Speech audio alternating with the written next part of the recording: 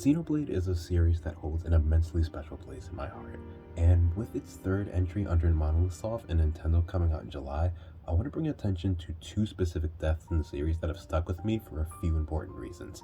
Also, if anyone's wondering, I'm not going to be including any plot points from the other Xeno games, Gears and Saga, mainly because I'm only just now getting into them, and I honestly want a good amount of time before I sit with a deeper opinion of them. That being said, it should go without saying that this video will have major spoilers for both Xenoblade 1 and 2. So I want to start with Xenoblade 1, particularly the second to last main story boss, Dixon. Now, I'm not going to blame you if this is the last character you thought of when considering the most important deaths. What's actually really funny about this is for the longest time, I wholeheartedly felt this was the weakest part of the game. Dixon's climactic fight to me at the time when I played it years ago was just pretty plain. He comes off like a surface level villain whose grand ambitions are to just fight because he likes it. And at the time, I felt like the speech everyone gives to Shulk to encourage him was textbook power friendship. Dixon's final words acknowledging Shulk definitely sounded poetic, but ultimately felt kind of flat to me. When I compared it to every other part of the game that resonated with me, it just felt pretty vanilla and standard, to be honest. It wasn't until Definitive Edition came out years later, back in 2020, that I had a different perspective on the scene after seeing it again, and started to dwell a bit more on the presence of Dixon's character through the game as a whole. When you really sit with it, you have to remember exactly what Dixon is. He's a member of the giant race who aligned himself with Zanza eons ago. The harsh reality of his whole existence is that he watched his race go extinct, with him being the last one, and has no other real purpose in life except to prepare for Zanza's eventual return. He essentially has nothing else to live for. Of course, you can point out the Homs and his time with them, but that's the point here. The Homs accepted Dixon as one of their own, but in his heart of hearts, he rejected that. Those brotherly bonds with people like Dunban really didn't mean anything to him. They were just cattle he was keeping safe for Zanza to feed on at a later time. That's a big part of the reason for his constant frustration and bewilderment toward Shulk during the final chapters of the game. At that point, he's in the endgame now, and Shulk is literally the only person who is destined to go down this path with him as Zanza's vessel. To put it simply, he was the only one who walked down that same passage of fate as Dixon, all for the sake of Zanza's goal. No matter how hard you try to break us, the future is ours to shape, Dixon! Always! When will you learn you have no future?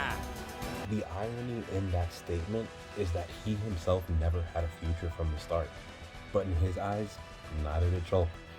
To then see the kid reject that reality where Dixon never thought to, and to do so valiantly, well, it's asinine to him. That's part of the reason why I find his final words powerful after all these years.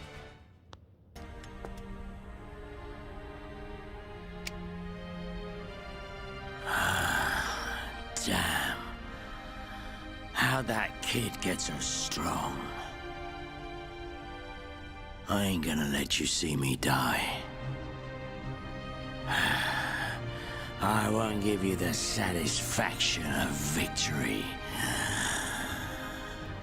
See ya, kid. The victory being the mere resolve to achieve another future than what was laid out for him, something Dixon never did. Looks like the student finally surpassed the teacher. He fully knows this truth, and like many others may have theorized over the years, I think he does feel just a twinge of genuine pride in Shulk. And yet he's also too stubborn and bound to the way he's always existed to truly acknowledge it. In the end, he dies by that. In a way, he's a foil to Shulk because of this. Ultimately, where they both perceived the passage of fate laid out for them, Shulk was the only one who dared to move beyond it, all at the cost of the only other person with him on that journey. I know people sometimes criticize Xenoblade 1's lack of character development when it comes to the writing really exploring the thoughts and changing emotions of much of the cast. A lot of those points from a thematic standpoint are valid. Despite everything I'm saying about Dixon here, there's not a ton of deep reflection on his very existence in the game, even after his true intentions are revealed. Trust me, I know a lot of people complain about him as an empty villain, and they're well within their right to. Even so, what makes his presence in Xenoblade 1 so powerful for me in this interpretation is how subtly he serves as a foil for Shulk, and what he stands for as a whole. It's the significance between the lines that I think is important here. That brings me to the second death in the series I want to touch on. This one being from Xenoblade 2, and probably the more popular death from an outside fan perspective, Amalthus. The interesting thing to note of Amalthus right off the bat is how he actually serves as a foil for multiple characters through the entire story, mainly Zeke, Jin, and Rex.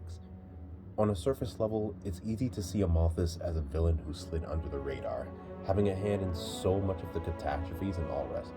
So much so, I often wondered why he opposed Malos despite aligning with him in terms of their desire to see the world burn.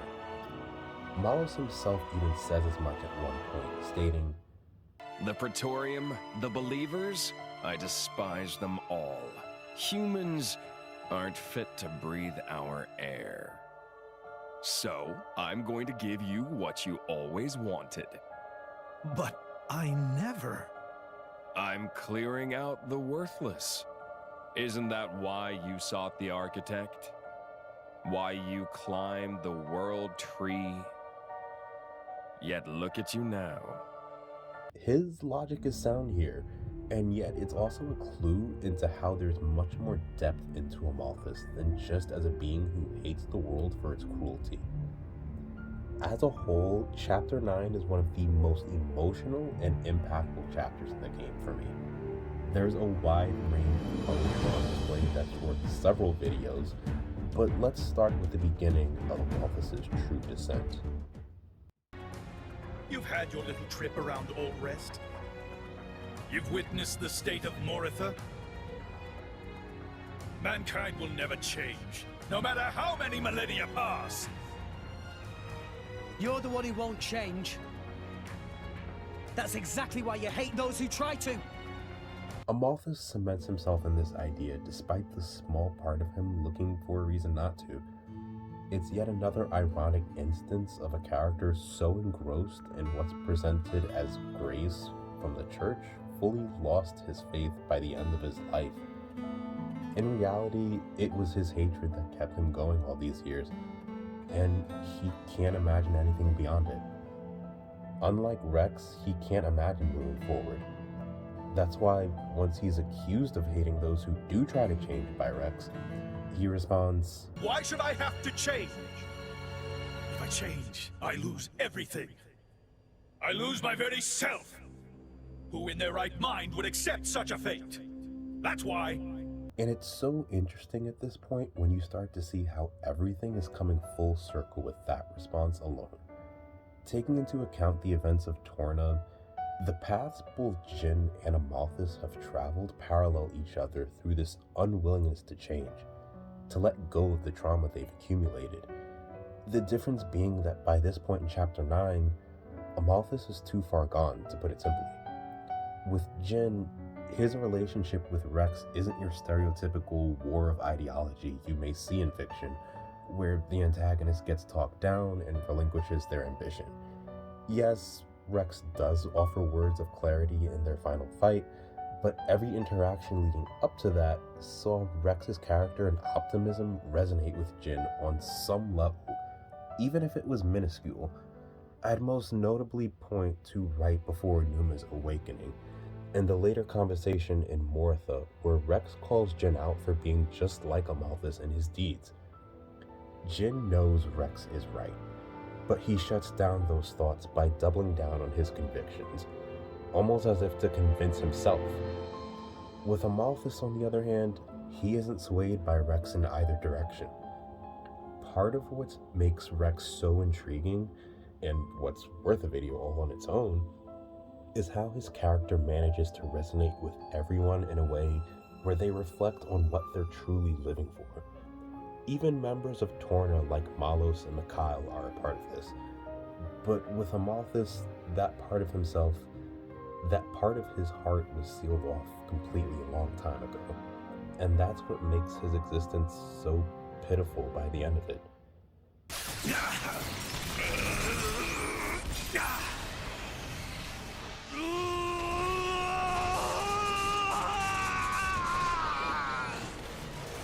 Architect! I should have been your chosen one! I lived as you wanted me to! I did! I always! The final point with this is something I found interesting in the final flashback of him and Zeke, right before his death at Jin's hands. Bandits? Probably. After all, Pandoria looks pretty damn human for a blade. She'd be worth a lot to some people. They sell them. Line up the cords with pretty pictures of the blade inside. It's the same as it ever was. What? As soon as people are denied something they desire, they try to take it by force. Not everyone's like that. Oh, some give up prematurely, but the feeling is there, I assure you. Well, in that case, why bother protecting them? Why not let people do whatever? To remind myself, I must never forget what kind of beings humans are. Is that what helping me was, too? A long time ago, I seem to recall seeing a very similar scene. One of the first things that strikes me is the certainty he has over people taking what they want by force. He says this as if it's an innate trait of people, as if such selfishness should be self-evident.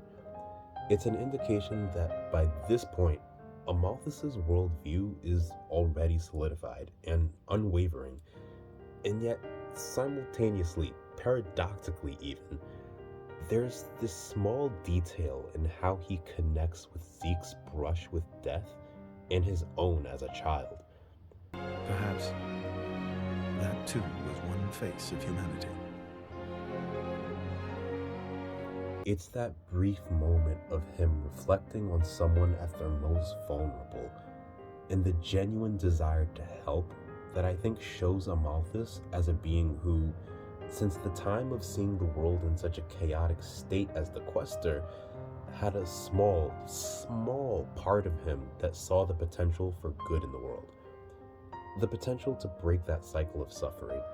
A part of him that wanted to believe in that. He sees that in Zeke's story, and yet it's a tragedy because that part of him gets snuffed out by all the hatred that took root in him. And in his last moments, Zeke realizes this. That was you too, wasn't it? Father, why do you not answer my call? Amalthus truly doesn't understand why everything is played out against him. He doesn't come any closer to being a better version of himself despite being exposed to all these amazing people working to change the world. In a way, it's beautiful how such a thematically well-written character serves the purpose of wasted potential in the story. And in a way, I suppose that applies to both him and Dixon respectively. These are two characters who get no redemption by the end of their lives, no atonement for their actions or even meaningful remorse. They both lived as they died, as the worst of themselves. And yet, this is an aspect of Xenoblade that is inspiring to me because, like many of its other themes and philosophies, it's reflective of real life in a harsh way.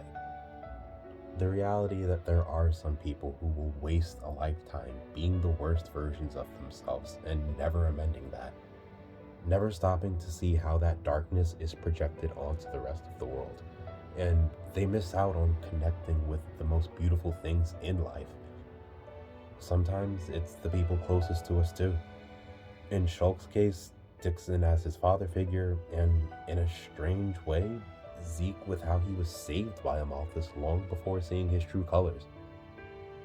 Ultimately, it highlights our characters who struggle to find a way forward beyond that darkness, who struggle to not fall into those traps of despair and cynicism when the world is happening around them. Stories like that are what honestly inspire me to do better in my own life. They inspire me to look closer at the cycles of dysfunction and cycles of despair that humans fall into and take action in breaking them, despite how bleak things may feel at times. There's so much more I want to cover in future videos, but for now, this is just a small part of what I consider to be the thematic genius of Xenoblade. Like I said earlier, there's so much heart even between the lines of each game's plot, and it truly is beautiful. These games hold such a special place in my heart because of that.